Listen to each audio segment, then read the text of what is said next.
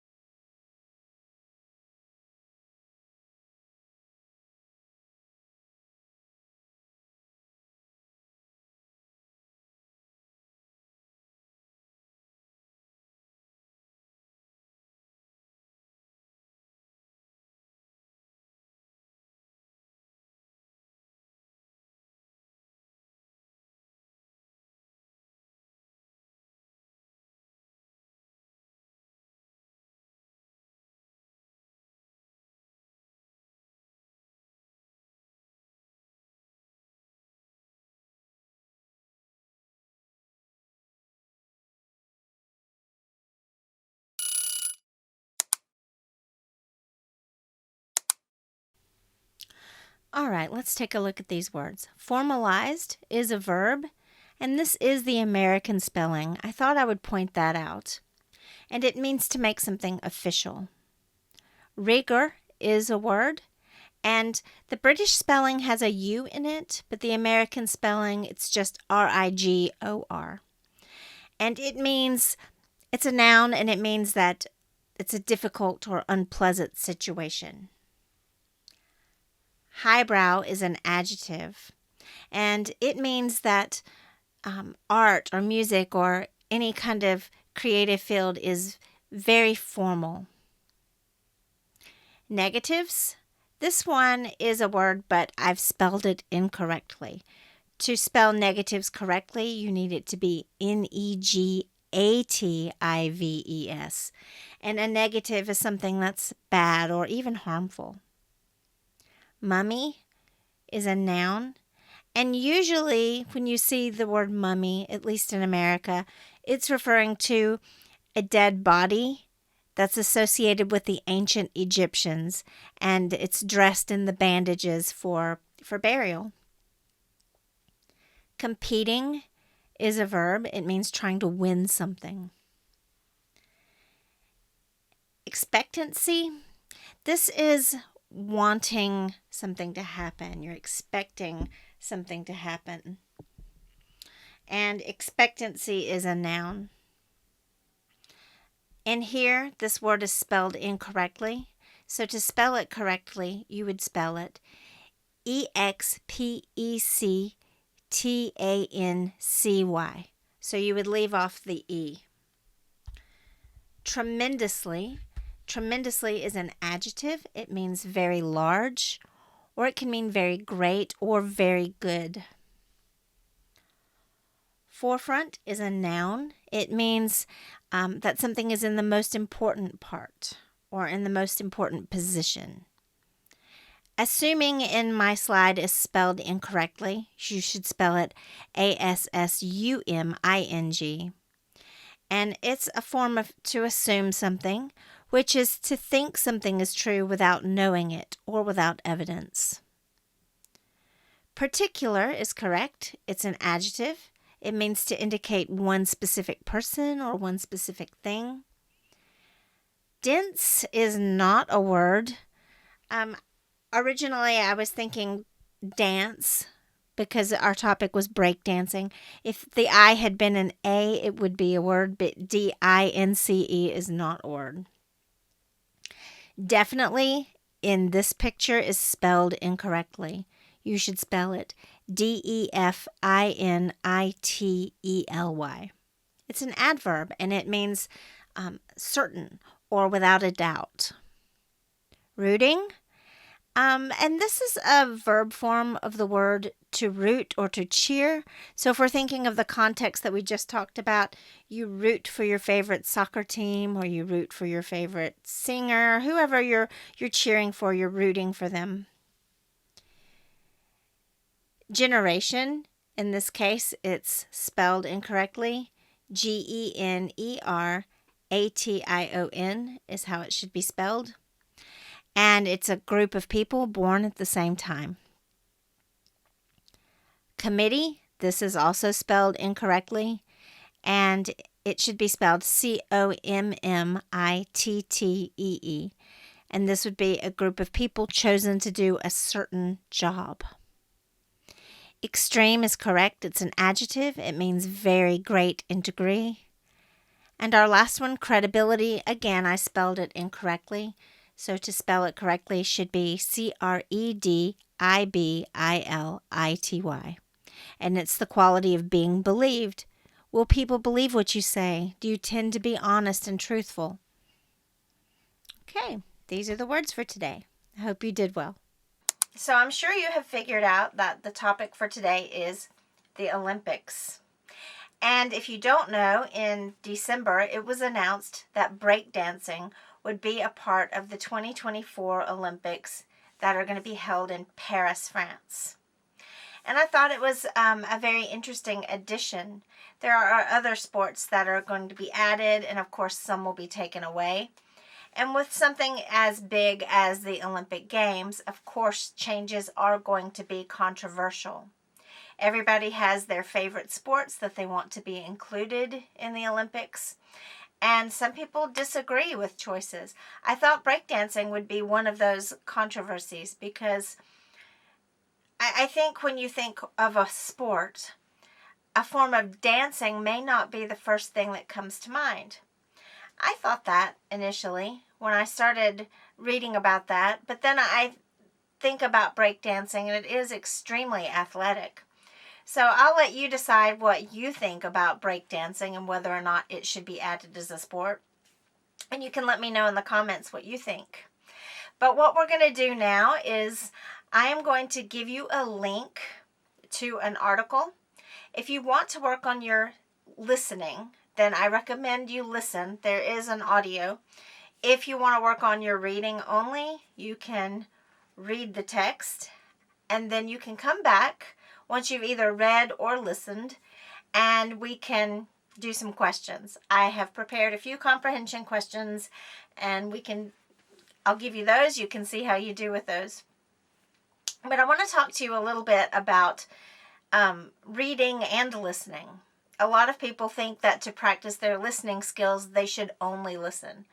And if you are advanced enough that you can understand, then that's a great option. But it also helps you to read along as you listen, because it can help you with several different things. First of all, if you are someone who, when you're reading or listening, you get frustrated and you pause it and you rewind it, or you reread and look up words constantly, following along, reading and listening, you're less likely to stop and do that. And that helps you focus on the overall message instead of getting caught up in one or two words. So that's beneficial.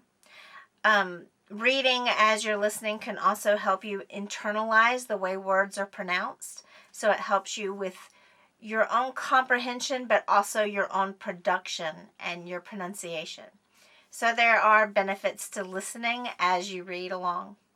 So you choose what works for you.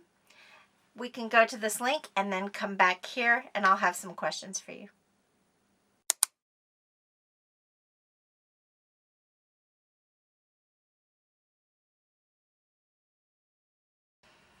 All right, welcome back. You can read each question, pause after each question, and think of your own answer. And I will give you my answers in a minute.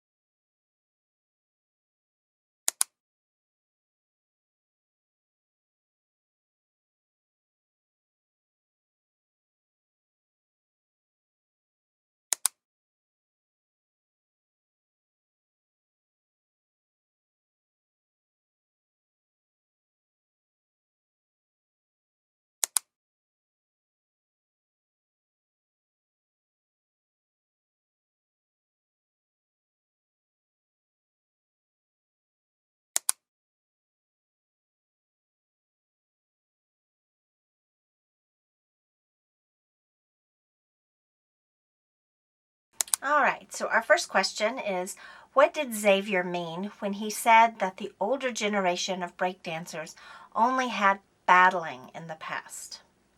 Well, battling would be when you have one person do their dance and then the other person competes. So it's sort of an informal type of competition in this case.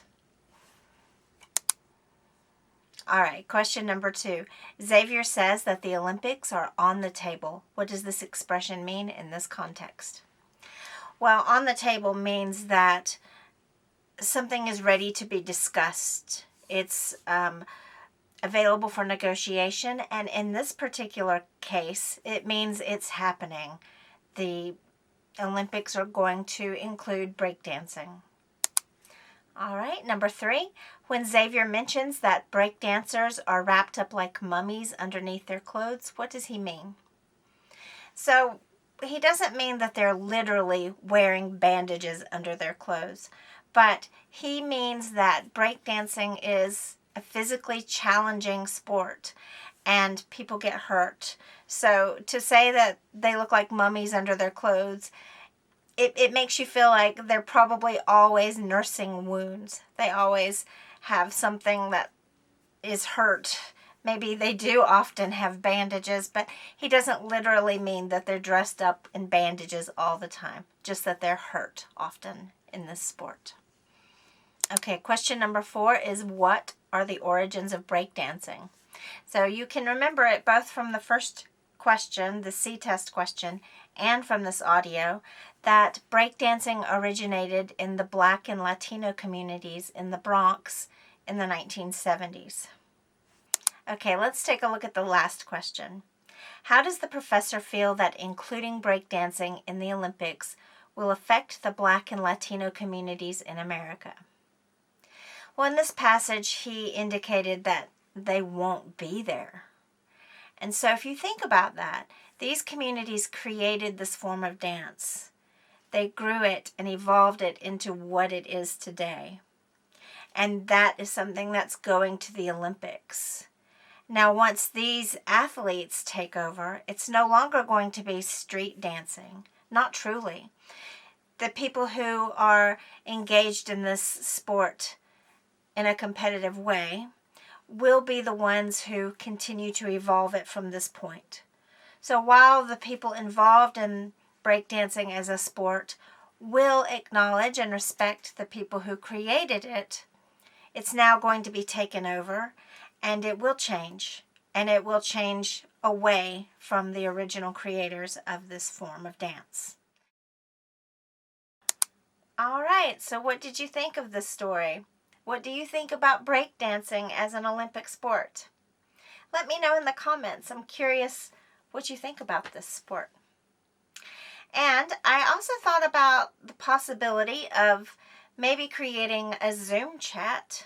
We can see if there's interest, but I thought if we did this type of lesson where I linked you to an article, that if everybody read or listened to the same article, we could come together and maybe even have a short discussion, sort of face-to-face on Zoom. If that is something you guys are interested in, you can let me know that in the comments as well. All right, well, that's all for today, and thank you for joining me, and I look forward to seeing you next time. Bye.